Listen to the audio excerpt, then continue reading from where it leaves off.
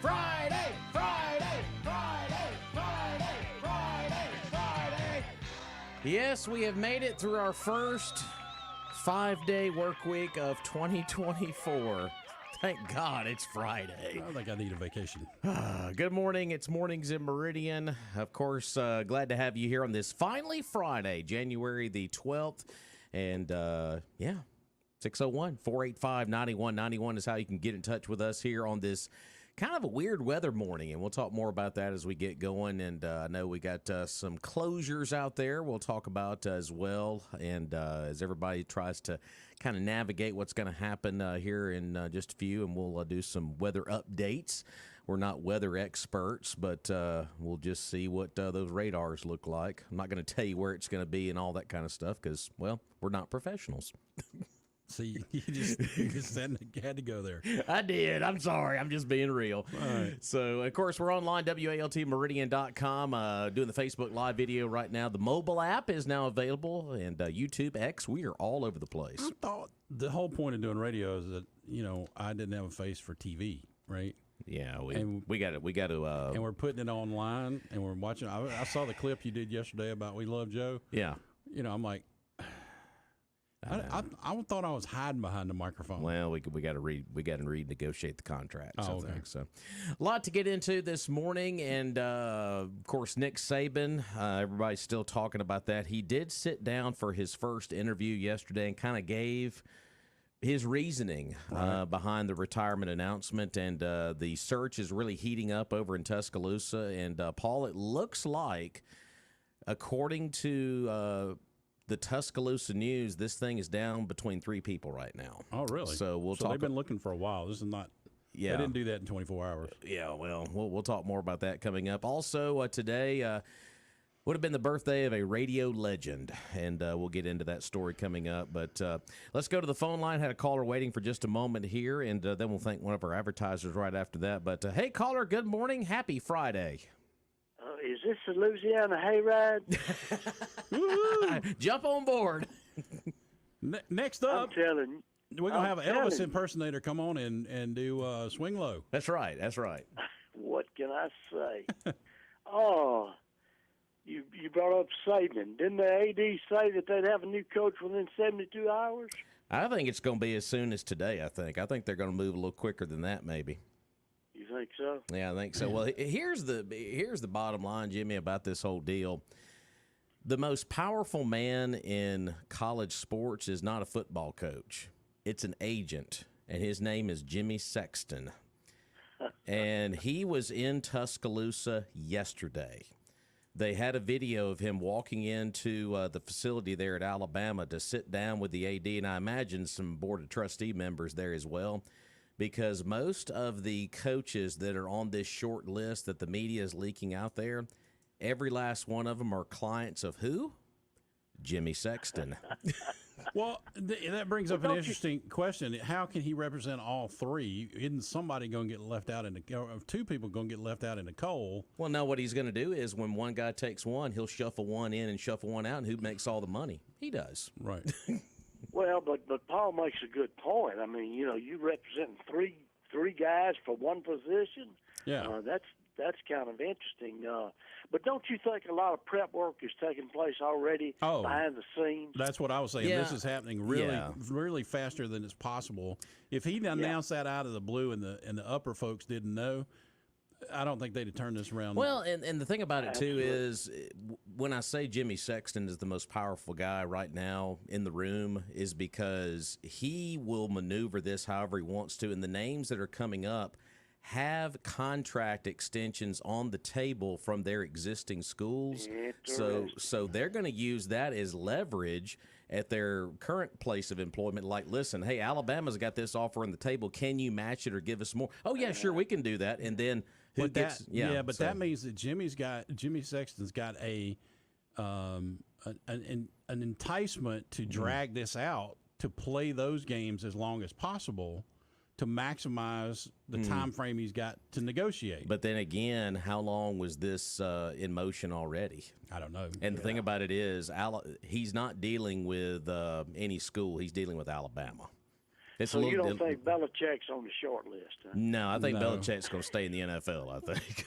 But I saw somebody asking the Saints to call Bill. I think if you're any team in the NFL, I mean, you entertain it whether you got a current sitting head coach or not. I mean, he is without a doubt one of the best to ever do it. So He is, because he's had a rough time recently, but he is one of the best. But check make a check by my name there, Rob, because I'm fulfilling my responsibility yesterday and today. So. well, allegedly, Mr. Burke will be back Monday, so Yeah, I will give him your full report and give you 2 gold stars. I won't have to do that. Let me change the subject real quick. Yes, sir. Do you know in the Global Criminal Court there is litigation activity or whatever concerning Israel and genocide? Really? Can you imagine? I mean, against a group of people who have sworn to destroy not only Israel Right. but the United States. Well, and presumably you're saying that a nation of people who suffered at the hands of genocidal maniacs would turn around and apply that. Yeah. That they didn't learn a lesson from that. That they didn't say. You know what I'm saying? That seems. That's one of those moments when you go, yes, something ain't smelling right in Denmark. Yeah. That's exactly right. Wow. That's exactly right. And Christie is really playing something up that, I mean, a 2% guy, he just should say, the people have spoken, I'm out of here. No. But the whole point of his running was not to run for president. No, it was to basically attack Trump left and right. So. His job was to go in and attack Trump. His job now. He's done it. Well, his job now, though, is to transition from a former presidential candidate to a political analyst on CNN or MSNBC as the conservative, quote unquote, token conservative, to come on and bash all the other real conservatives. Well, and the bottom line too is we played that hot mic moment yesterday, and with what he said about Nikki Haley and Ron DeSantis, if you're Donald Trump, you're like, thank you. Can I have some more? Yeah. Because basically that helped Donald Trump more than he realized. Sure. So I guarantee you. Look, nobody ever for sure. accused Christie of being the sharpest knife in the drawer. I remember a time when I actually liked the guy. I liked what I was hearing when he first became governor and he was taking on the teachers' unions and all that kind of stuff. but then you start to peel back the onion a little bit. That's a big onion. That's by a the big way. onion. Paul, how many times has something like that happened? You like somebody originally, and then all of a sudden they let you know who they really were. And here's the sad part, Jimmy. I am 58 years old. I'm at a point now when my gut starts feeling like I should support somebody because I like what I'm hearing, I get gun shy because it's happened so many times. The only thing I can tell you is the one guy that I'm not gun shy about is Trump, because he did exactly what he said he was going to do. He didn't change. He didn't waver. The only thing that I think he did was he didn't go hard enough. Yeah, I agree. Well, now here's the problem. The dead gum rhinos, the first 2 years they had control, they didn't get behind him. He could have done a whole lot more had they gotten behind Sure, him. and I made the point yesterday. It's interesting. We have rhinos in the Republican Party, but you don't have dinos on the Democratic That's right. side. That's because right. if they sign up for that, apparently They're together. they own them. Yeah.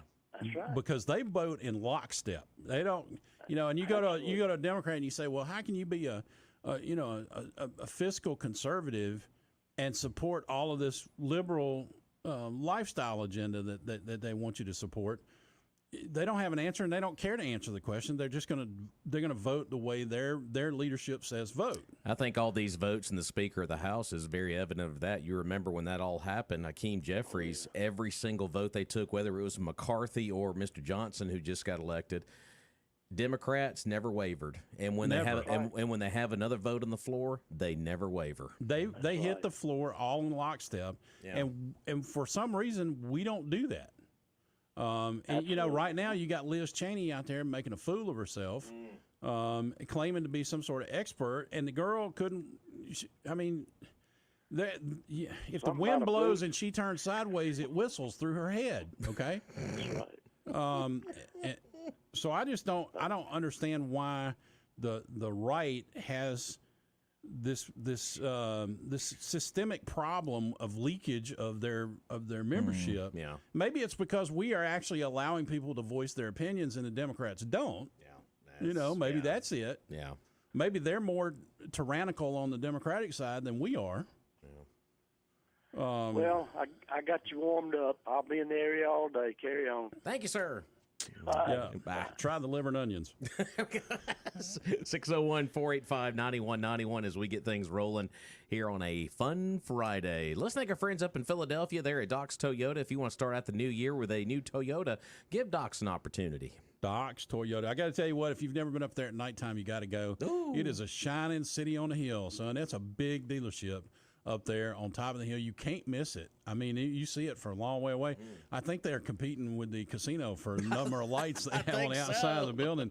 It's beautiful, and they got a bunch of cars. I'm talking about a bunch of cars. Anything you want, from Camrys, Tacomas, 4Runners, Tundras. They have a pre-owned selection out there that just beats everybody, and they have a great ability to service your needs, whether it be repairs or maintenance or anything like that. And at the end of the day, you can look at them at Facebook, and you'll learn, like we know, that there's no deal like a Doc's deal. They're open from Monday through Friday, 8:30 to 6 p.m., and on Saturday they're open from 9 a.m. to 3:30. So even if you want to drive up there on Saturday morning, they would love to have you come up there and take a little test drive around. The service is even open Monday through Friday and on Saturday. And they're located right there at 15,120. Boy, that's a long number. That's a long address. Highway 16 West, or you can give them a call at 601-600-3786. Tell them we sent you.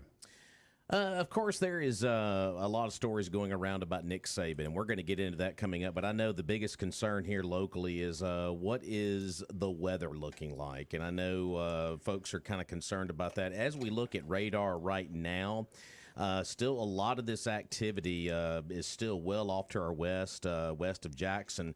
And I know there has been concerns about, hey, is school going to start on time today? What are they going to do as far as that is concerned? As of right now, most of the school districts are still going as usual. Buses are going to be rolling now. Russell Christian Academy is going to be closed today. Russell's pre-K, Potter's Wheel, will also be closed as well. So, and there's going to be some more of those maybe kind of filter out as the morning kind of goes along here. But still, a lot of the heaviest stuff is still well off to our west. And like I said, I'm not going to give you a time frame or how severe it's going to be. Like I said, I didn't go to meteorology school. I'm just kind of giving you the facts. Okay, so I got something I want to talk about now, and I don't want anybody to think I'm not taking the weather situation seriously, but I saw a meme yesterday, and I responded to it, and I want to share how I responded. It was a black card, and at the top it said 2023, little wind, and their school closures, right? Yeah. And it said 1983, there's a tornado, and they send all the kids in the hallway, put a book over their head, and hunker down until it blows over. And, oh, by the way, we're having pizza for lunch. Having pizza for lunch. And I read that, and I thought, oh, that's funny. And the more I thought about it, I thought, what is this high-end school that they're talking about that would risk putting a school book as a protective device? Right? We were sent into the hallway, told to squat down, put your hands behind your head, and pull your head toward your lap. Now, I don't know if you know this or not, but I'm a gravitationally challenged human being, and I have been for a very long time. I knew back then that I was probably the weakest link in the chain because there was too much between me and the floor, and I was not going to be able to get my head as low as my person's next to me.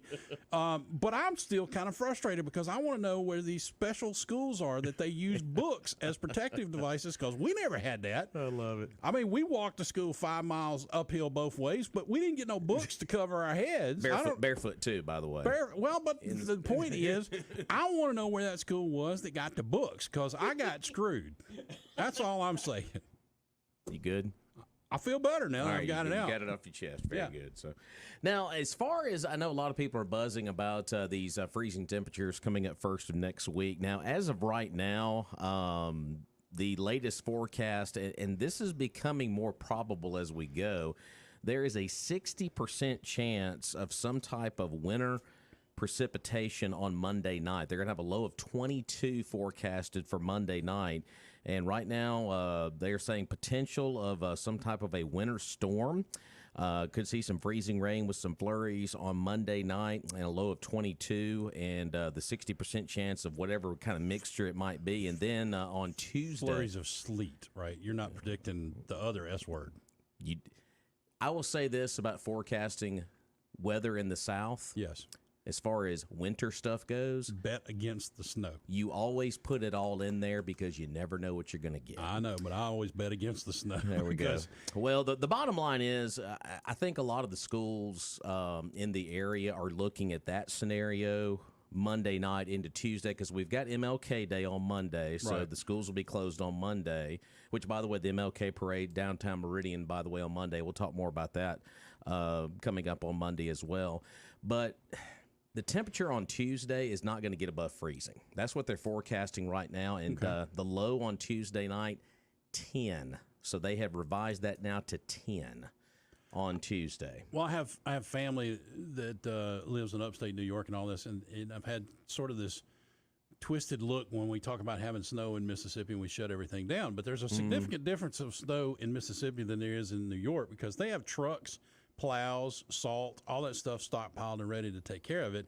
We don't have any of that sitting around. So whatever we get on Monday and Tuesday, if you're out and about, be smart, be safe. You know, don't do anything crazy, and don't run your four-wheelers through the ditches just because you can. Bottom line right now, folks, as we sit here on this Fun Friday, this is still days out with the potential of whatever wintry mix it might be on Monday. I think the city of Meridian needs to build in a milk and bread alert. Peanut butter. Peanut butter? Peanut butter. Milk and bread alert! Milk and bread and peanut butter. But here's the thing: what if it's an ice storm? I've been through. You know, there was a big ice storm in Mississippi in 1977, and it took out power and all kinds of stuff. So your milk, you need to put that in the garage. It'll stay cold. Yeah, it'll be fine. So, but right now, this is Friday. That is Monday night. Lots can happen. A lot can happen as far as forecasting goes. But right now, that is the latest we have. I can't tell you the number of times I've seen a storm coming from due east from Jackson, get to the outskirts of Meridian where we have the mountain, and it just splits and goes around. Yeah. You know, and then you come just a little toward the northeast, and we're going to get wet. Yeah. You know, so you really don't know until you know exactly what direction this is going. And when I moved here to Meridian, that was one of the most shocking things I'd ever seen was watching a storm on radar actually open up, split apart, and go around Meridian. But as of right now, that's what they're saying, and like you said, things could change. It's Friday. This is Monday night, what they're forecasting. But let's get through this round today. And but I do know one thing: it's going to get cold. Yes. So just be prepared for that. Just to be clear on this, now Roger's supposed to be here Monday and Tuesday. Yep. Okay, because I don't necessarily want to get out in all that cold. You got to be here Monday night. Well, yeah, but that's you've had the day to sort of get started. Get ready. It's that early morning cold that gets you every time. We'll take a break. When we come back, I'll play a portion of Nick Saban's interview yesterday with Reese Davis from the Four Letter Network. Also today would have been Radio Legend's birthday. We'll honor him coming up as well here on Mornings of Meridian.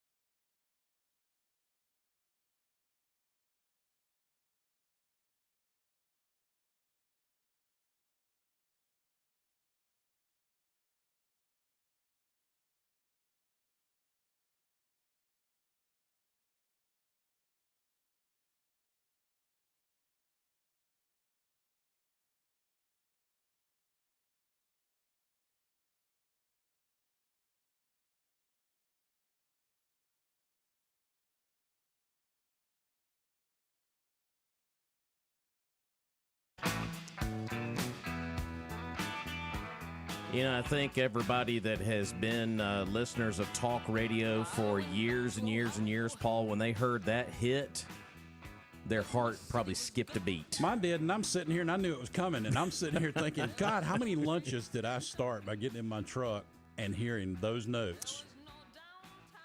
The great Rush Limbaugh would have had a birthday today. Of course, we lost him back in 21. He would have been 73 today. Too soon. Absolutely. Did find a piece of audio, kind of going through some clips of Rush's career before we jumped on the air this morning, and I did find one, pretty emotional one right here. Of course, I think one of his best moments, obviously, was when he got honored that night at one of the inauguration speeches by Trump. Not the inauguration speech, but the State of the Union address. Yeah, when he got the Medal of Freedom Award. Medal of Freedom Award. Yeah, and that was cool. Very, very emotional night. But you know what? I knew that night. I didn't realize how serious his illness was until they showed the clip of him wheeling him in, and I went, okay, this is not good. These were his last words on a live mic doing the Rush Limbaugh show. My point in all of this today is gratitude. My point in everything today that I share with you about this is to say thanks and to tell everybody involved how much I love you from the bottom of a sizable and growing and still beating heart. I wasn't expected to be alive today. You have an expiration date. A lot of people never get told that, and so they don't face life this way. I've learned what love really is during this. Of course, that was actually the day that he announced that what he was battling, and that was obviously that disease he was battling. Of course, I missed that. You could hear it in his voice. It was kind of starting to take over a little bit. I missed that that voice. I missed that intro. I miss all of that. Yeah, and I will say one thing too. When Rush passed, you know, in the radio world, and here's a peek behind the curtain for you folks. You know, when you have such an icon like that passes away, of course, during his time while he was battling, when he was sick, right? You know, we would play a lot of best of stuff. You know, the company that we work with that provides the Rush Limbaugh show, we would always play some best of stuff. And when his death happened, there was a lot of questions of what's going to happen next. Right. And there was a lot of names tossed around, and ultimately it lands on Clay Travis and Buck Sexton. And there was a lot of question marks, I think, in the radio industry. Is this going to work or not? Because Buck Sexton, he has a good radio background. He had been on some shows before. Of course, his CIA experience, too, with what he had done there. And Clay Travis, more of kind of a sports guy than a political guy. Well, he picked up a lot of political stuff on the Outkick the coverage. Outkick the coverage. So, and I think the team has done a great job. They still honor Rush in some aspects. Right. They have some of his elements still mixed in the show, which I think is a good kind of a tip of the cap. If you remember, Rush had sports mixed into stuff. There were times after a big football game or a golf tournament or something like that, he was always going to spend time on those kind of topics. So I don't mind the mix. Yeah. I miss the humor. Yeah. I miss the ability to make point the finger and laugh at some of the stuff that we take so seriously, and instead of addressing it and giving it wings, he laughed at it. And taught us how to laugh at it. And say, that's just ludicrous. I mean, I remember some of the old stuff he used to do. The bits, when they would do the updates, or the big beautiful balloon, and you may not be old enough. I don't know if you were around whenever he was doing the condom updates, and they would put a condom over a microphone. So he wanted to do safe radio, that kind of stuff. You can't do that unless you have the talent to think that way, and to create that sort of environment where even if you know what's coming, he still surprises you and made you laugh. I think if there's one takeaway I got from Rush, besides being plugged in, was to laugh at the stuff that would normally make me mad. He put a spin on it. Try to understand, and don't panic. You know, Yeah, absolutely. Never time to panic. I remember Exactly. that advice greatly. And I think what Clay and Buck have done, of course, the time slot we have them on is 11 until 2 here on WALT. You know, you're not going to, you hate to be, and this kind of goes hand in hand with the Nick Saban story over in Alabama. You hate being the guy after the guy. Yeah. But They were in that same situation. they're in that same situation. And it's a different generation of media now, and it's a different show. And Rush was so good they had to have two guys. Right. Well, that's part of it too. But I'll admit it. I've had to warm up because I was so. I mean, I took a lot of interest in listening to Rush and found every opportunity to do so. But these guys, it's getting there. Yeah, yeah. You know, it takes a while when you have and he didn't get there overnight. No. When you have two guys who have never worked together before, and you put them on a national show following the death of Rush Limbaugh, y'all keep a show successful. Yeah, keep going right there. But let's talk about he didn't get there overnight. I was telling you in the break how the fact that I remember I moved to Meridian in 1989.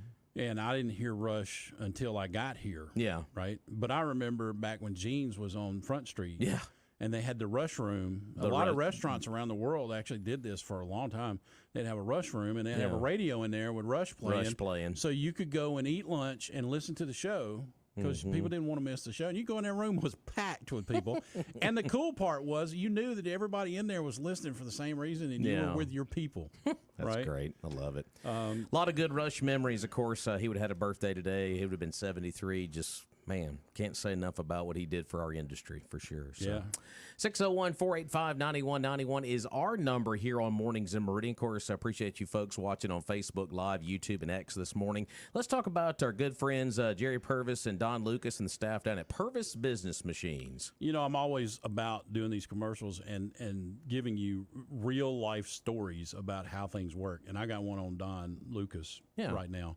If he's listening, he's probably cringing because he doesn't know what's coming. What's Paul about to say? I have worked in this industry, in the computer industry, for 30-plus years, and I have had an association with Purvis Business Machines that is, I would say, one of the best I've ever had as a relationship goes. We overlap, but yet we work together. There's enough room for everybody. There's not an adversarial relationship. Right. There's a heart for service. And let me give you an example of that. I got a phone call yesterday from a friend and a customer who was looking for a used part. They were trying to do something just to make do temporarily kind of situation. We got close, but the size wasn't just right. It was looking for a fan. I texted Don and said, hey, check on this, see if you've got something like this. And next thing you know, he's looking around in his parts pile like I am. And next thing I know, I get a text. He says, I think I got one. He, not only that, it helps that we were all friends and everything else, but I think he would do it anyway. He took the part down to the guy and said, hey, here's the part. Do what you got to do. Get them going. That's a heart for service. Is when we talk about heart for service, that's what it means. It's finding a way sometimes to make do. Sometimes it's finding a way to sell you something that you need to make your business more productive. And they do that with all their copiers and scanners and printers and everything else that they've got. But I'm just telling you, when it comes down to it, and there's sometimes, just like we talk about with Barber & Sons, if you need something to fix it now, we find a way. Yeah. And that attitude is something that Jerry and Betty Purvis built into the mix. They baked it into the mix whenever they put together Purvis Business Machines. Can't thank them enough. I can't thank Don enough for the relationship I've had with that company and him as a friend. And I am proud to recommend Purvis Business Machines and tell you to give them a call and get them on your team. The number is 601-693-COPY. That's 601-693 copy. What I was looking for the other number. You looking for that? It's 601-693-2679. I was looking on the wrong sheet.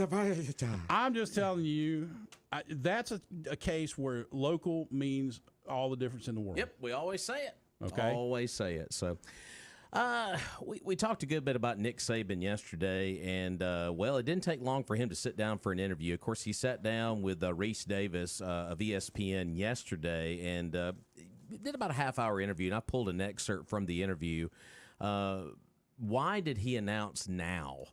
to retire from being the head football coach at Alabama. And this is just kind of a little excerpt from the interview in case you missed it yesterday. And I'll give you an update on what the search is looking like here in just a second. But here is Reese Davis and Nick Saban, courtesy of that 4-letter network. Why did you decide that this was the right time to retire? Well, I don't think there's any good time, especially when you're a coach, because once you're a coach, you think you're going to be a coach forever. But I actually thought that in hiring coaches, recruiting players, that my age started to become a little bit of an issue. People wanted assurances that I would be here for 3 years, 5 years, whatever, and it got harder and harder for me to be honest about. And to be honest, this last season was grueling. It was a real grind for us to come from where we started to where we got to. Took a little more out of me than usual, and you know, when people mention the health issue, it was really just the grind of, can you do this the way you want to do it? Can you do it the way you've always done it and be able to sustain it and do it for the entire season? And if I couldn't make a commitment to do that in the future, the way I think I have to do it, I thought maybe this was the right time based on those two sets of circumstances that like I said, there's never a good time, but I thought maybe this was the right time. So there's no illness. It's just the grind and the gruel of the season. Yeah, there's no illness. Miss Terry's fine. I'm fine. But it was can you sustain the season? You know, from just a mental grind standpoint. And when I was young, I could work till 2 in the morning, get up at 6, and be there the next day and be full of energy and go for it. But when you get a little older, that gets a little tougher, and I'm sure a lot of people can relate to that. Nick Saban yesterday sitting down with Reese Davis from ESPN, audio courtesy of ESPN. And so it sounds like to me, just getting older, the grind of being a college football coach. You heard what he said there at the end, Paul. I'd go to bed at 2 in the morning, get up at 6, and just be full of energy. Well, when you put some years on you in that profession, it starts to wear on you a little bit. So it sounds like the wear and tear and the grind of being the head coach over in Tuscaloosa sounds like the standard he wants to keep. He didn't want to endanger the program by continuing on. Well, I can relate to that because I was up till 2 night before last and came in. You were on the struggle bus, yeah. Yeah, and I struggled through it, and I'm 58. I just looked it up. He's 72. Yeah. So, that's a factor. But the bigger issue I think that he was pointing out was the fact that these players are wanting guarantees of his commitment to remain. That's something I didn't realize was happening, where they're saying, well, we're not going to play there if you're not going to be there for, guarantee us that you'll be the coach for the next 4 years. Yeah. And you're 72. Yeah, there's a realistic concern about if you're not going to be here in the next 3 or 4 years, I'm going to go find somewhere else to play football at. Right. Because I don't want to play for anybody but Coach Saban. Yeah, so. and that would create a situation to make the recruitment process a lot harder. And he obviously is the kind of guy, at least it appears to be, that he's not the kind of guy to go in and give them those assurances and then renege. Yeah, but it's good news to see that it's not a health issue. There was that story going around when the statement first came out from the school Wednesday about his retirement. So, Right. Of course, Miss Terry, his wife, you always see her at games, and he's going to be fine, folks. He's got, 4 or 5 houses. He just bought an $18 million house Yeah, well, not he too long wasn't ago, doing it for the money, okay? Right. Let's face it. Yeah. It was like Rush getting up and going to the radio station every day. Wasn't for the paycheck. And a lot of folks are wondering what's next for Alabama. Who's going to be the coach? Who's going to be the coach? The Tuscaloosa News actually broke a story last night. Sources close to the school. And I think this is more the janitor. I think this is more of Jimmy Sexton leaking stuff to the media because he's a genius at that. Kalen DeBoer at Washington, who just played in a national championship game, coached in a national championship game, is a favorite for the job. Mike Norvell at Florida State, and Tommy Rees, the current offensive coordinator at Alabama, is considered a wild card for the job. Really? And I know a lot of folks are still questioning his last call in the game against Michigan. So those are the names that publication is leaking out. Well, that is kind of interesting that the concept is that one of the leading guys is go get the guy that won the last championship. Yeah, but here's the bottom line: Jimmy Sexton represents these folks, so he's wheeling and a dealing, folks. Well, he's making his money this year. Absolutely. So let's go to the phone line. Hey, caller, welcome in. Good morning. Hey, good morning. As a lifelong Alabama fan, I want Lane Kiffin. Oh, I think everybody wants Lane there, right? I want Lane Kiffin. And so by the bad. way, Lane Kiffin is also represented by Jimmy Sexton. Jimmy, well, there you go. Jimmy's having a very, very good I'm just January. telling you, everybody involved. Dan Lanning from Oregon pulled his name out of the hat yesterday. His agent is Jimmy Sexton. So it's like Jimmy Sexton was in Tuscaloosa yesterday, so it's going to be one of his guys that's going Right. to get the job. I don't want to be Paul Bear Bryant or Nick Saban. I want to be Jimmy Sexton. I know. I mean, forget all the coaching stuff. I want to be the agent, man. Well, next month will make 27 years of me waking up every morning and going to Crane Employment and putting people to work. And boys, I tell you, it's a grind. I imagine. 32 years on the tennis court, it is a grind. But You know, I will agree with you to a certain degree because I've been doing the computer deal and dealing with people's crises, and it's always a crisis when I get a phone call. I don't get a phone call when it's not a crisis. Everybody's crying, yeah. And most days it's not a grind. There are about 5:30 yesterday, with the lack of sleep, and a guy calling with an emergency who hasn't done what he was supposed to do for the last 60 days, and somehow or another I'm supposed to think that's an emergency on my part. That was a grind. That call was a grind. I understand what he's saying in that clip, and what you're saying too. I mean, I get it. There are moments when it's like, why am I still doing this? Yeah. But then there are days whenever I get to be the hero, and I'm like, yeah, I know why I'm doing it. Yeah. And you get to do that too. You know that, Charles. There's a moment when you get to be Charles, the hero. I was going to ask you, as a lifelong Alabama fan, these three names that Tuscaloosa News newspaper is bringing up, those guys I don't think would excite anybody, right?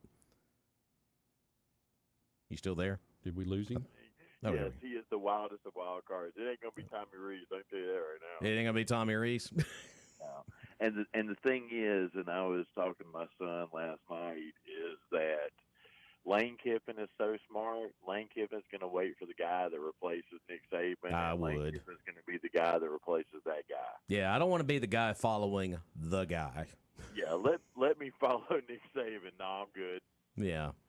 Well, there's a musical component to this too, because back in the day when Joe Walsh left the James Gang, he was replaced by a guitarist who was then subsequently replaced by Tommy Bolin. Nobody remembers the guy in between. Exactly. I mean, Paul is the only person that could tell you the original drummer of the Beatles. Nobody. I mean, I love music, but I can't tell you the guy that was before Ringo Starr. Yeah, but I'm just making the point. If that you're saying, and it cuts across all industries, whether it's sports or music or whatever, the guy after the guy has the toughest job in the world, and we talked about that with Buck Sexton and Clay Travis. Yeah. It's hard to follow somebody with big shoes. And the reason I brought Jimmy Sexton so much up this morning is a lot of people just focus on the outside of the story. He's been on the end of a lot of these coaching searches and wheeling and dealing. You brought up Lane Kiffin's name. Last year, he was up for the Auburn job. And through some maneuvering, what happened at Ole Miss, they used that as a chip, and he got a raise. Lane Kiffin gets a raise every single year. Exactly. So these agents work everything to get these guys raises. And I can tell you right now, if none of these three guys get the job, they're going to magically sign extensions at their existing school and get more money because of one guy, Jimmy Sexton. Show me the money. I can tell you that after Rita Crane retired 3.5 years ago, to this day I can still walk into my office and somebody call my office and say, "Charles, where's Miss Rita?" I'm like, "Well, she retired 3.5 Big shoes, big shoes, big shoes. Thanks for calling." Yeah, appreciate that. Y'all stay out of the storms. Y'all have an incredible day, and God bless y'all. Appreciate you. Thank you for Appreciate you. calling. There you go. 601-485-9191. Yeah, the whole agent game in college football and sports in general is just that's the stuff that documentaries need to be made about, is how all these deals are done behind the scenes. Because I imagine there is a lot of wheeling and dealing going around. And when a lot of people are asking, when is the coach going to be named? Well, the school said within 72 hours. Well, they made a documentary. It's called Jerry Maguire, did they? Well, that's a movie. I'm just saying. I thought it was a documentary. I want a documentary on Sexton is what I want. So, well, go you behind sure the that scenes. Somebody may be doing that. Maybe. You know, the interesting thing about it, they may not be getting all the glory, and they may not be getting the big paydays, but they got a long run behind the scenes taking care of a lot of people. Yeah. And, you know, that's a continuous cash flow if you got enough guys. Sounds like he's got enough guys. He's getting a big payday. He's doing fine. And it's not just football coaches, basketball, baseball. I mean, he's got client list. I just might do this during the break, is just Google him and see what his client list looks like, because it's probably the best of the best out there, no doubt about it. So it's going to be interesting. I imagine when we get back on the air Monday here on ALT, they will have a coach. I wonder if he takes blood pressure medicine, because I imagine it's a pressure cooker. Yeah, you know. Or he's just a gambler. It's like playing poker, and it's just, yeah. All right, show me your cards. Whatever chip falls, it falls. You know, I'm still going to get the nice check in the end, bottom line. So, but here's the thing about these candidates that I mentioned that the Tuscaloosa News did leak out last night. Tommy Rees, as we said, is the current offensive coordinator at Alabama. I think a lot of Alabama fans would say no to that because of, well, how the game against Michigan ended. That's the play call you make. And, of course, there's a lot of other stuff there, too. He's only 31 years old. And also, you've got Mike Norvell, Florida State. Well, we know how that ended for Florida State, and they've got a lot of NCAA infractions that came on them last night. And the guy at Washington, a lot of folks kind of steer away from him because he's more of a West Coast guy, and how would he recruit the South?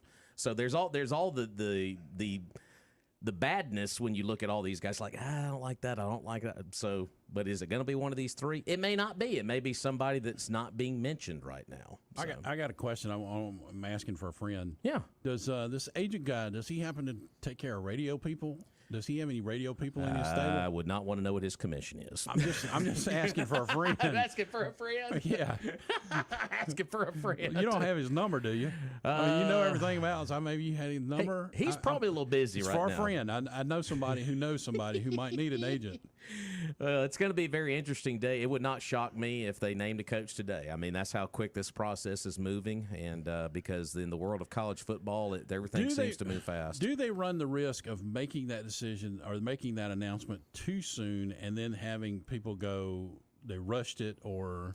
Well, does most people understand that there's a lot been going on for more than the announcement was the culmination of everything Saban had been talking to the administration about. It was not the beginning of the process. It was really near the end. He made a comment in that interview, and I didn't play it in that clip right now because I thought that was the most pertinent clip from the half-hour interview he did with Reese Davis. But he did mention when he was sitting in his office, he was going about his day-to-day routine on Wednesday.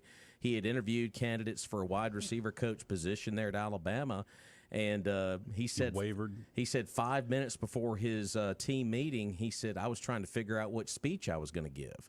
So this has been talked about, I think, a good bit between him and his wife, as they all say, Miss Terry, and that's the speech he gave to the team. And then minutes later, it leaks out to the media. So, but and a lot of folks have said that. Why is this going so fast? Well, in the world of sports that we live in right now, the next signing period is February the 7th for players. Right. And if you don't have a coach in place, then all those players you potentially have recruited could go elsewhere and maybe look for another school, and that could maybe debilitate your roster for the next year or two. And I'm pretty sure that he waited till after the championship. Sure, yeah. So that way it wouldn't be all about his story. Right. Give those two teams their spotlight. Yeah, let that happen. But that sounds like it was the last day. That really, I mean, if he pushed that any longer before he made that announcement, you were really going to be impinging on those new recruitments. Absolutely. So before we get to Fox News, let's thank our friends down at Southern Business Supply. Hey, Billy Adam Calvert, appreciate you. Yes, sir. Local business once again. Billy Adam Calvert, you can go down right there on 5685 Dale Drive across the Wayman Newell Bridge and go check them out. They are family owned and operated, and they have all your office supply needs. They have furnitures, up to 40 different furniture lines you can choose from. If you need something simple like paper and pens, ink, toner, supplies for your break rooms, janitorial supplies. Even water, for bottled water in your office, they can take care of it. They've been providing that for a long time. They can provide next day delivery. No business too big or too small, and no problem you have that's too big or too small. Give them a call, 601-485-2447. Did you get a little intimidated when that started playing while you were talking? Well, no, I thought I was running out of time. Even Rush still has an effect on you. I love it. That's what I was like, oh my God, we're fixing to go to break. We will take a break, and we'll be back. And got some Fox News, local news as well, and more of the show after this.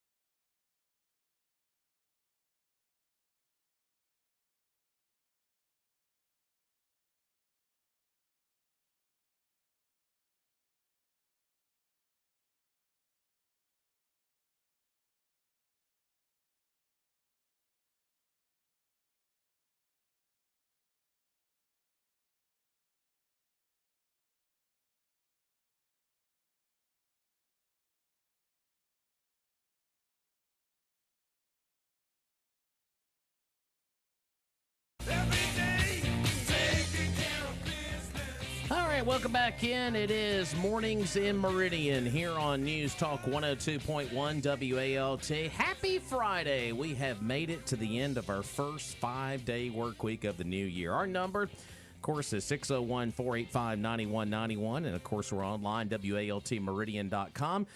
Doing that Facebook Live thing right now. Go like us and follow us there on the old FB. And we are now live streaming on X and YouTube. And we got our brand new mobile app that you can now download, WALT 102.1, wherever you get your apps. So no reason to say I'm not connected to WALT. And also, you can also listen to us on your Alexa speakers as well. So when Twitter was called Twitter, a tweet was you tweeted to do that was the action. Now I'm going to send it. So now it's an X. So what are we doing when we're Xing? I don't know.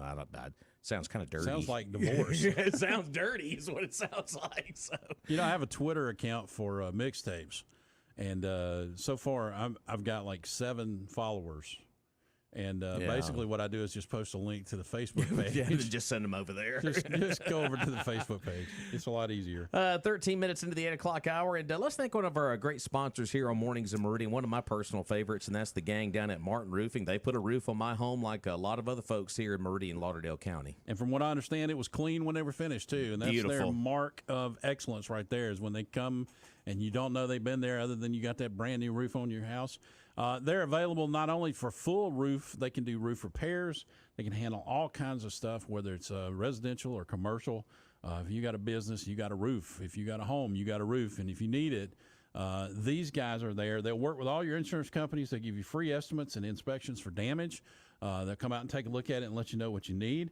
And all you got to do is one of those great places we have on our list of commercials where you can call and ask for Mr. Martin, and you're going to get one or the other, Doug Martin Sr. or Doug Martin Jr., and they will take care of your problem as soon as they can take care of it. Their phone number is 601-485-5920, and all you got to do is look around your neighborhood. If you see a new roof, you can bet there's a good chance that Martin Roofing is the ones who did it. There was one story I didn't get a chance to get to this week. I know we've been kind of mixed up with this whole Saban deal, and it's really gotten to you, hasn't it? No, when you got the greatest of all time retiring, it's a big story. But I would like to see the worst of all time retiring. His name's Biden. That's what I was about to get to. But we've all been focused on the Iowa caucuses, which are coming up Monday, and they're going to have record temperatures up there, just like we're going to have here on Monday as well. But there was one story that maybe got lost in the shuffle earlier this week. We talked about Joe yesterday. She called up and gave us her update that she had battled COVID over this past week. Well, it's kind of fitting that Dr. Anthony Fauci was back on Capitol Hill earlier this week, and he did confess to lawmakers on Tuesday that he's a short man with a Napoleon complex.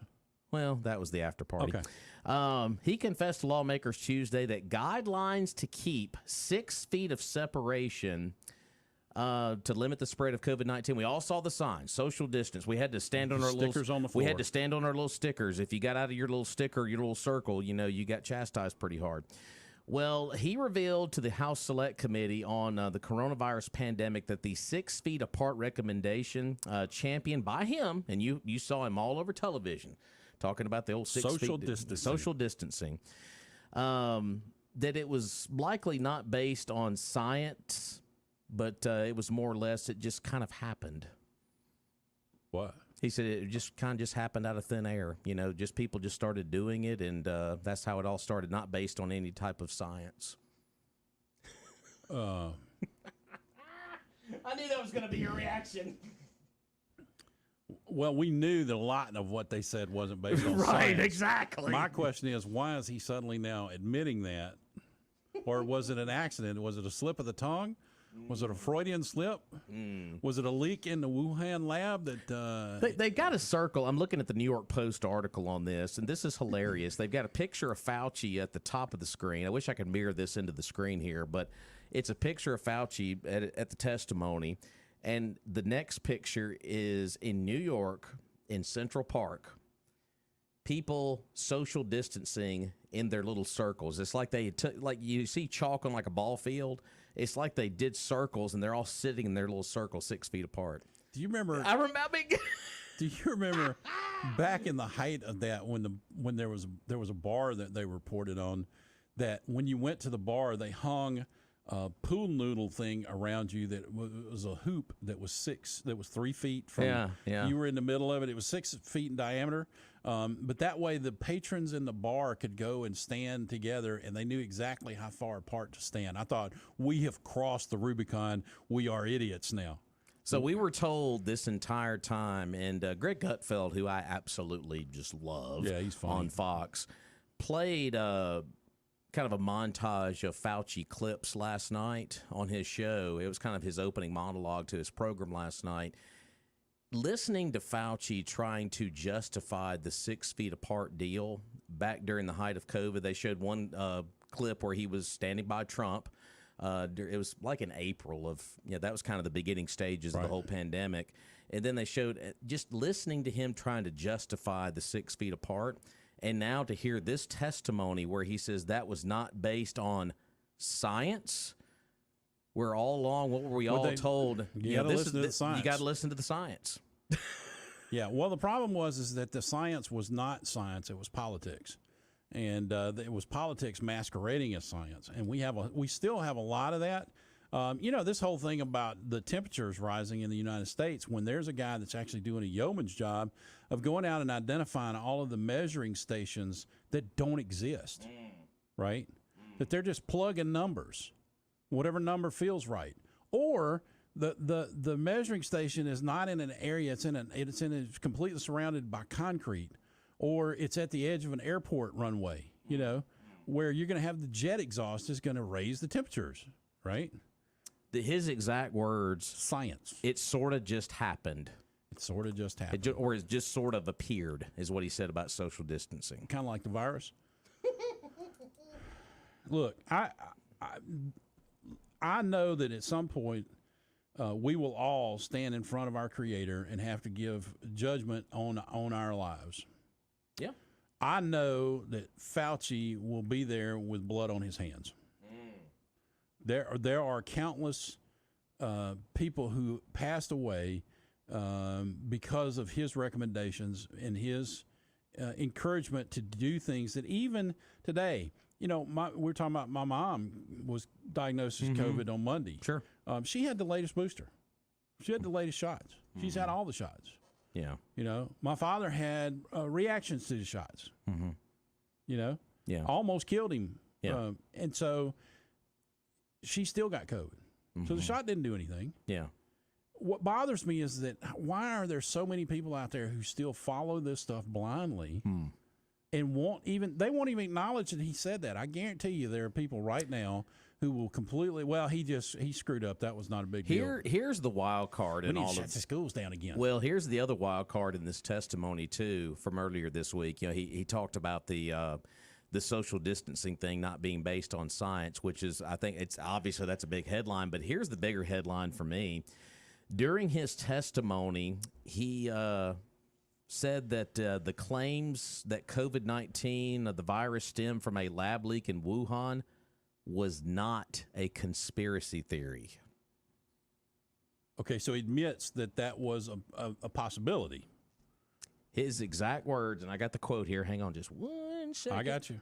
All right. It sounds an awful lot like the shifting narrative about whether Joe Biden knew about Hunter Biden's business activities. They change words, and it shifts that just slightly. He testified that the lab leak hypothesis, which was often suppressed, was in fact not a conspiracy theory. Those are Fauci's words. It's a shift. I mean, it's now it's not a problem. We're going to shift. Yeah.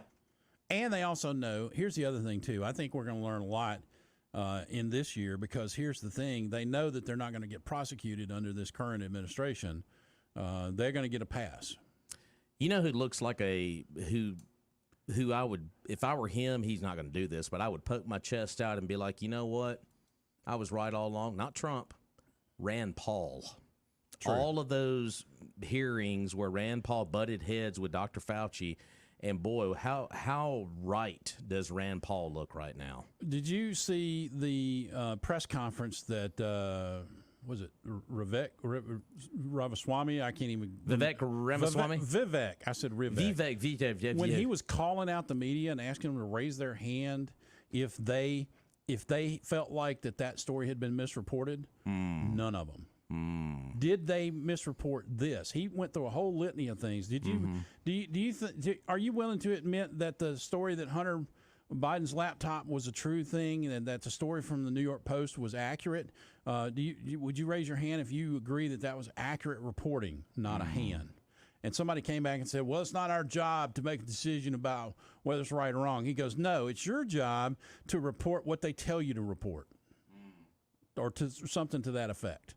I mean, he was calling them out, making them, he said, if you're not media, raise your hand. And everybody in the room but the media raised their hand. Shortly after this testimony, the Wall Street Journal, after the report from the Wall Street Journal last year, going back and kind of going through time here with Fauci, he also previously served as the director of National Institute of Allergy and Infectious Disease, big long title, spoke about the lab leak theory. And I've got some of that here.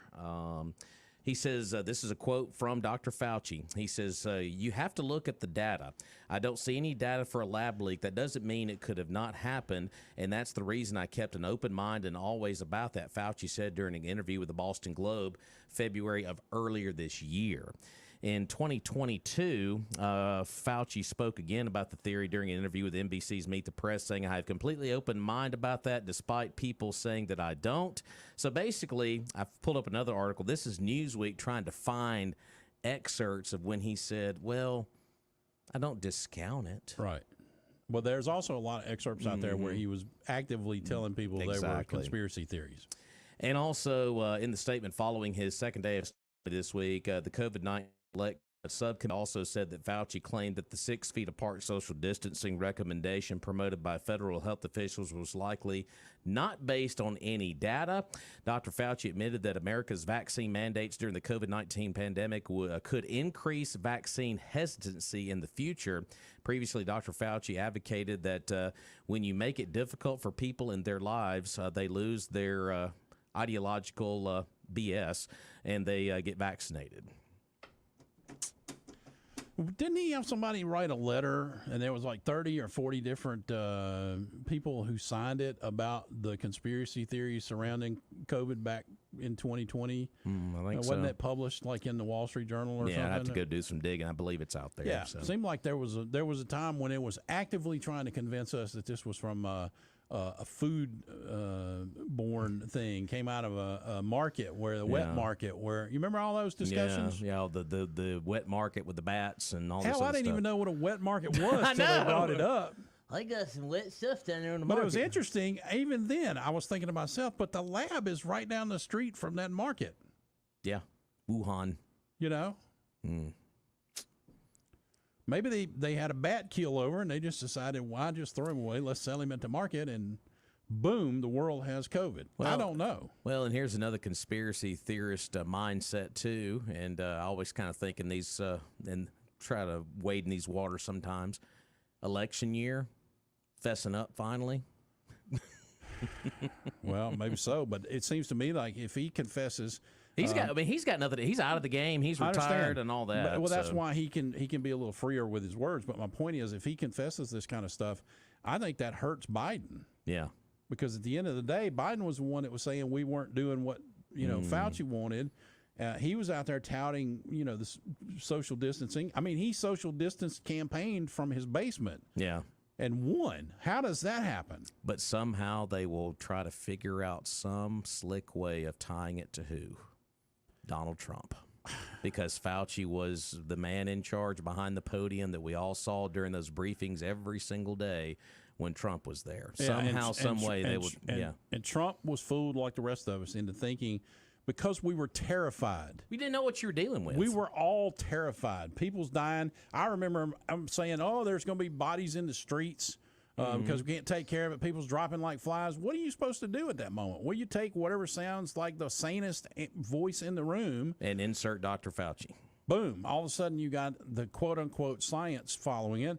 And your initial reaction is, so authority says this is what we need to do. That's what we need to do. And I'm like, if the authority tells you to jump off a bridge, are you going to go to Tallahatchie Bridge, which is not very high, or are you going to go to Mississippi River Bridge?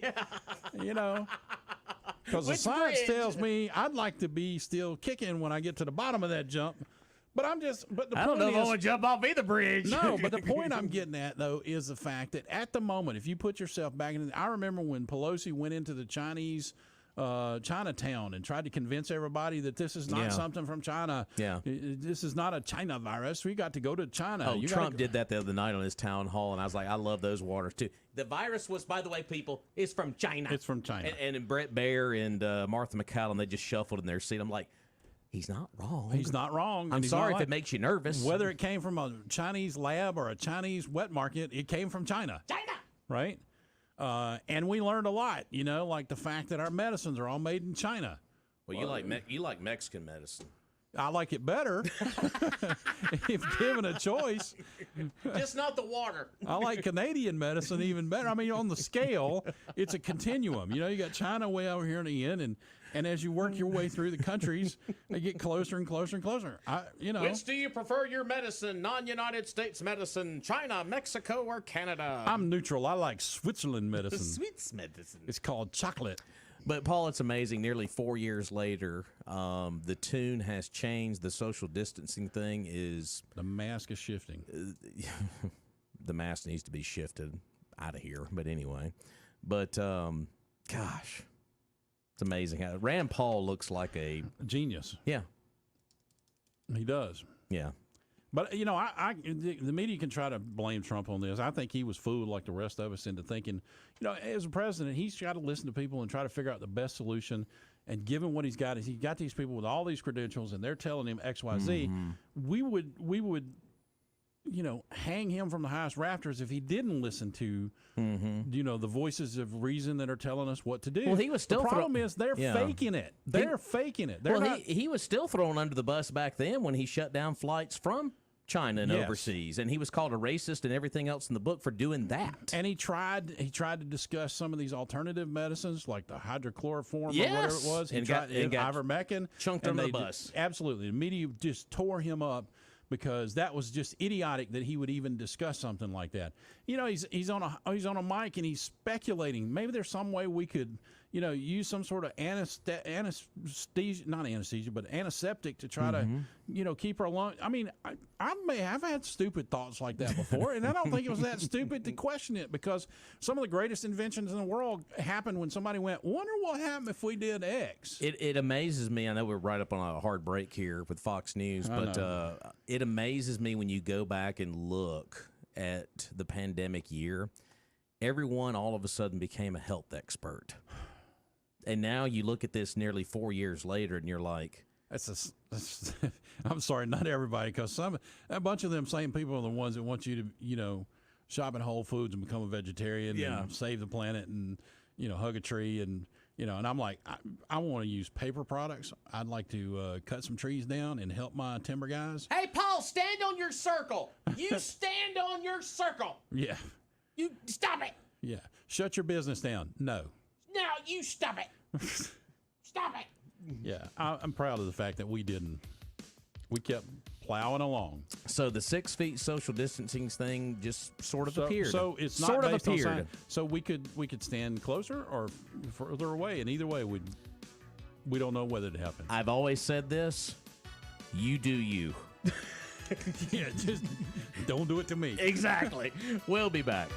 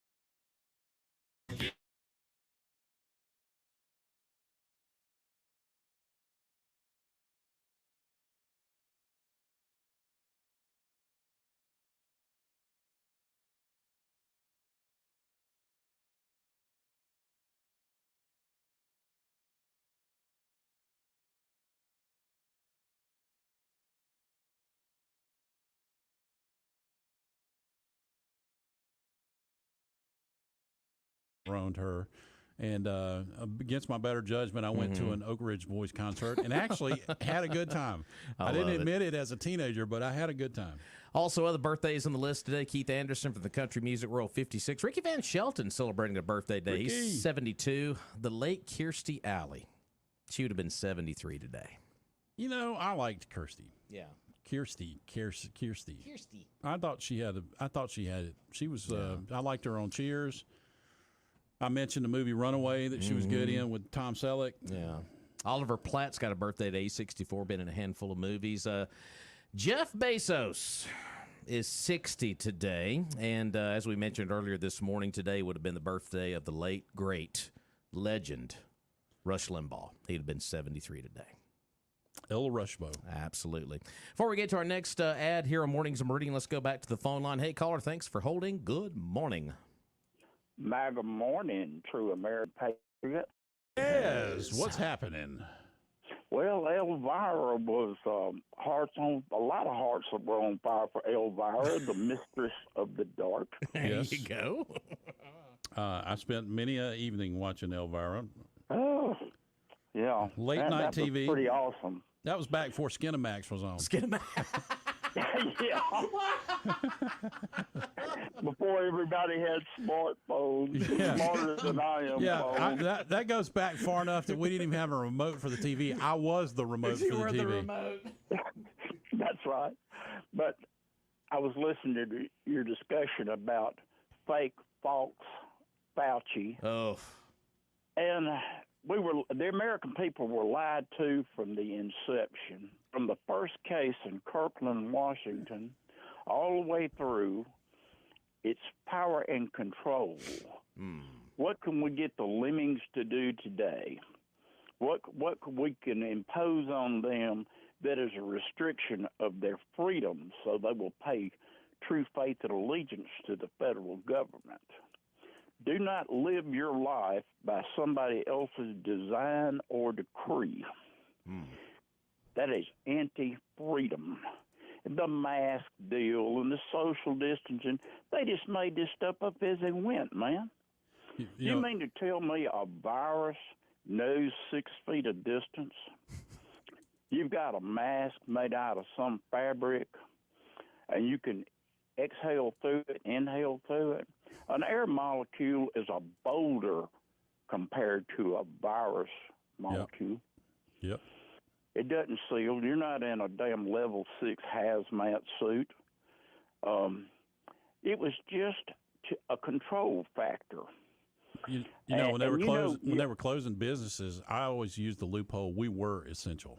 Yeah, there you go. Every business was essential, and we didn't quit doing business locally. Liquor stores were essential. Yeah, well, we didn't quit doing business locally, and the reason I had behind it, I told my wife, I said, look, if we stop the economy, what is it going to take to get it going again? We've got to keep the ball rolling, even if they don't want to keep the ball rolling, because how do we ramp it back up? And we are seeing the effects of that. Yeah. Because we still see businesses that haven't recovered. Yeah. I'm a person that keys off of facts and data. I was, in school, I was in the hard sciences, physics and chemistry and stuff like that. So I want the data. Here's something.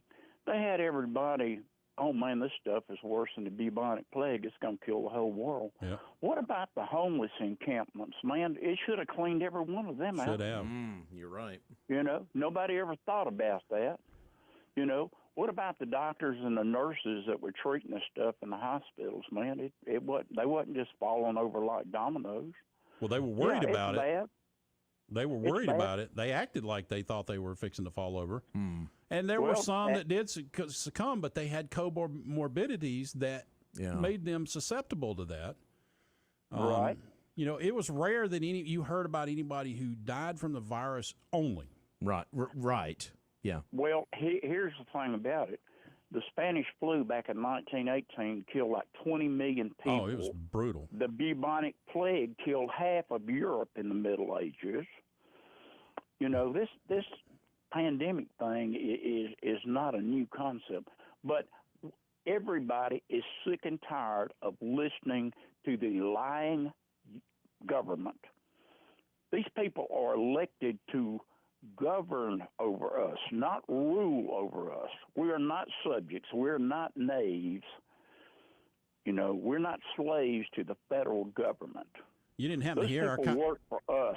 Has, you didn't hear our conversation earlier this morning where we talked about the frustrating nature of the fact that you hear somebody who's saying the things you need to hear, and you go vote for them, and then they don't live up to what they've said they were going to do. They don't. They get there and change. That concept is old as man itself. It's a turncoat.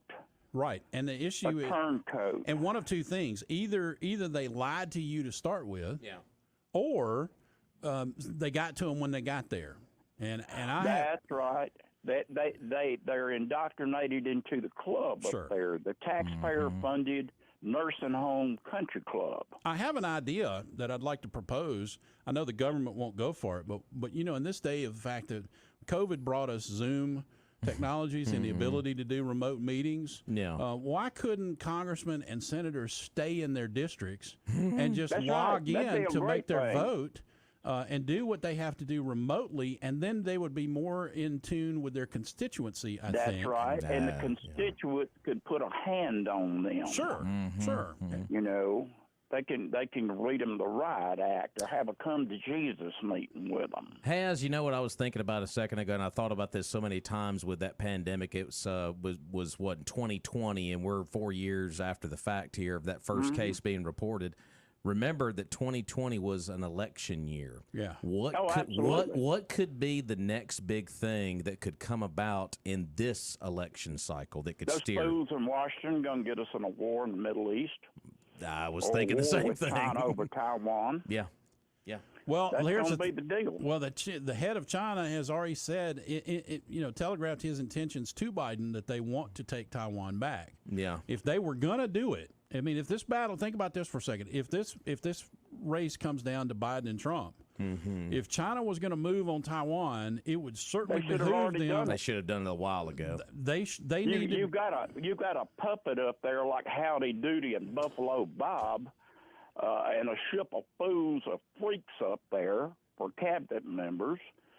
I mean, if you're normal by psychiatric standards, you can't play up there. Yeah, now it's a weakness.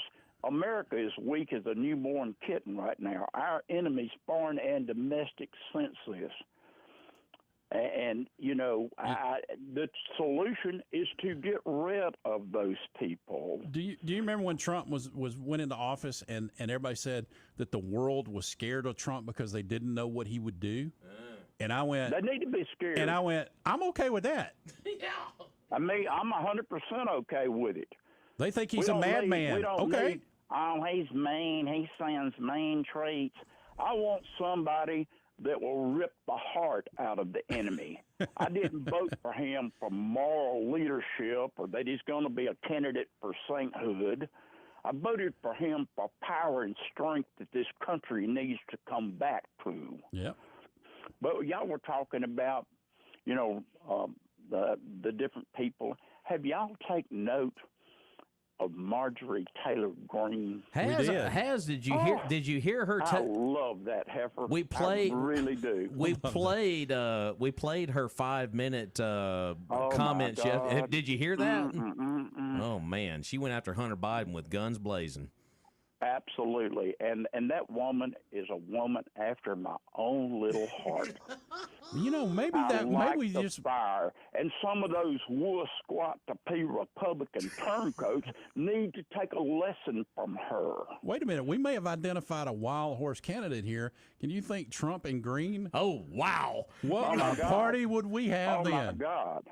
I'd be down there when the sun came up that morning. It'd be 40 below, and he'd be out there in his Parker waiting in line to cast his vote for that one. Now you got the women represented, all the women voters. She's one of us, and this, that. You got the whole play.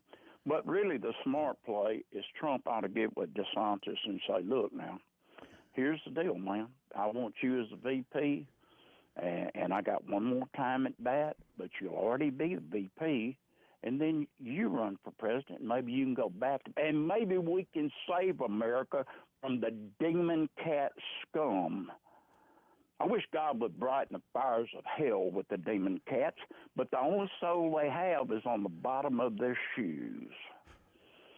I despise them. They're enemies of America.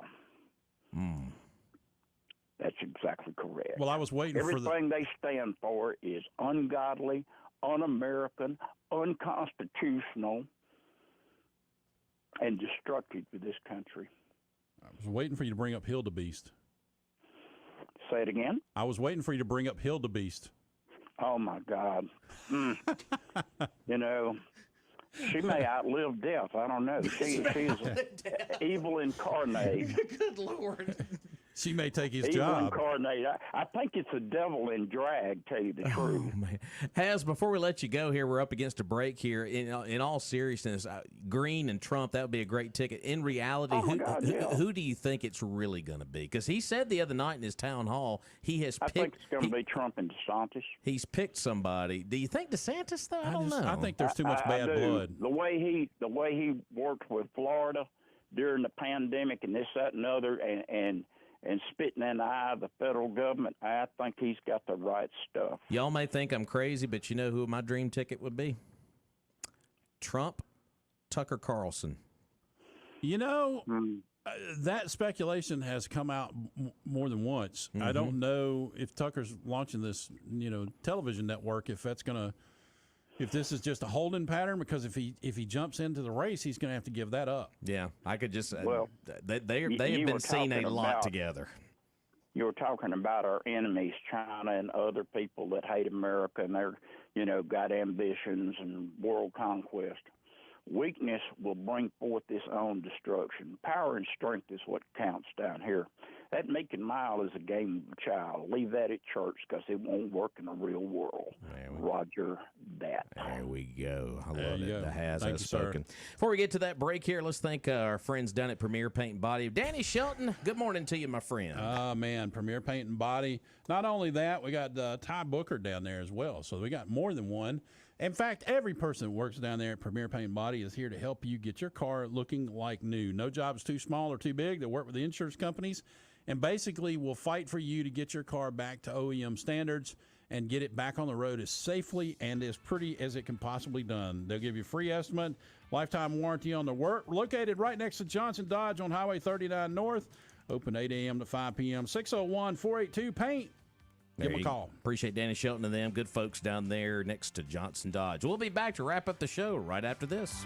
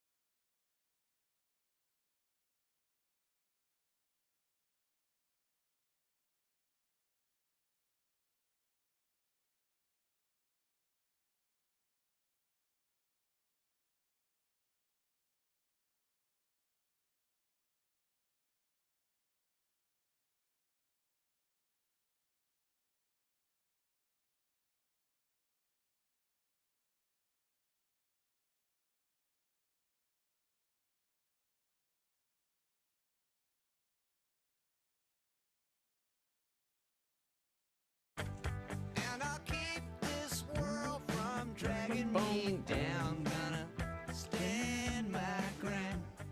The late Tom Petty. Mornings of Meridian, 601-485-9191. We're about to run out of time here on the show. But Doesn't matter what mood I'm in, Tom Petty puts me in a better one. Love it. Got Glenn Beck on the way next, followed by Clark, and of course, the great Sean Hannity, and then after that, my man, Joe Pags. There you go. On your drive home.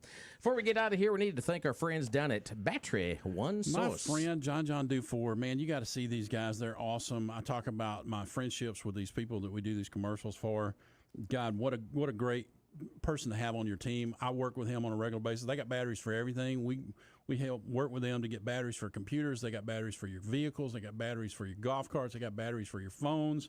They can help you solve any of the problems with any of the devices that you need that need a battery, and they got a building there that's full of them. You go down and see them. 2618 North Frontage Road, 601-693-1500. Go down there. Tell them you've got a problem with your battery, and they will fix it for you. They're open 8 a.m. to 5 p.m. Monday through Friday, and they are charged and ready to go. See what I did? Or in the words of Haz, don't be a dumb bunny. Don't be a dumb. Go to Battery One Source. You did bring up a name during the break that could potentially get some traction, and that is Kerry Lake out in Arizona, who ran for governor. Yep. Of course, that is a name that's been tossed around a little bit. It's also Arizona, which didn't used to be a swing state, but may actually play a role. Mm-hmm. So that's a potential. And she's been really quiet.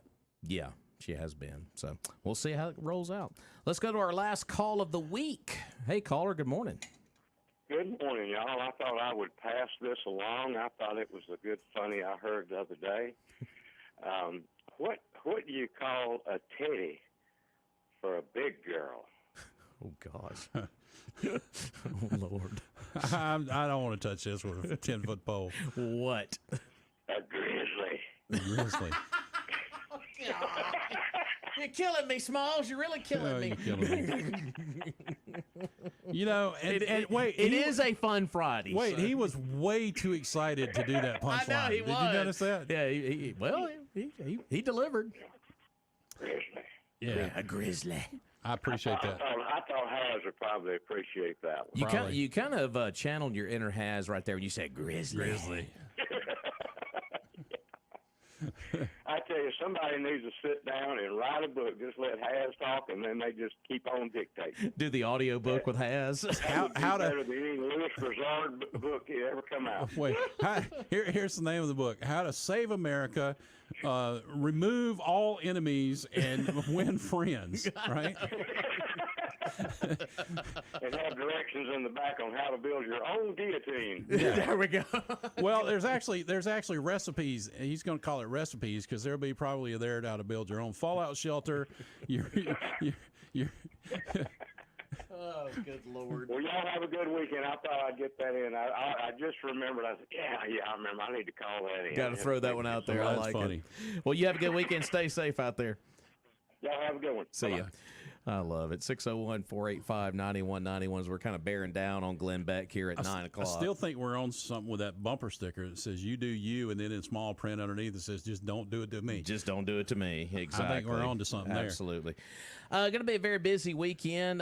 Looks like the New England Patriots have announced a head coach already. Wow. Bill Belichick, of course, they had the press conference yesterday where they basically said that Belichick and the Patriots were parting ways.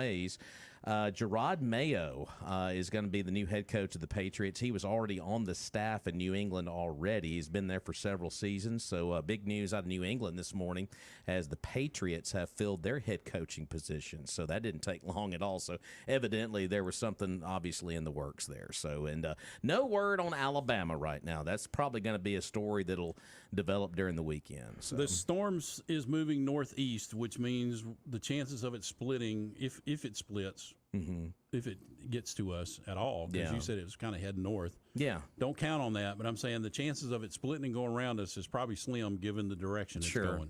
Well, and like I said, we'll continue to watch it. And then, of course, the big story on Monday is going to be what is this winter mix or whatever they're going to call it coming up on Monday. Like I said, they're forecasting something on Monday night as we're going to hit some very low temperatures on Monday night and especially into Tuesday. So, but Matt Standridge, our meteorologist, will always keep you updated hour by hour here on WALT. Of course, a lot of football this weekend as well. The NFL wildcard playoffs will be kicking off tomorrow. And one of those games is not going to be on network television, by the way. It's going to be on the Peacock network.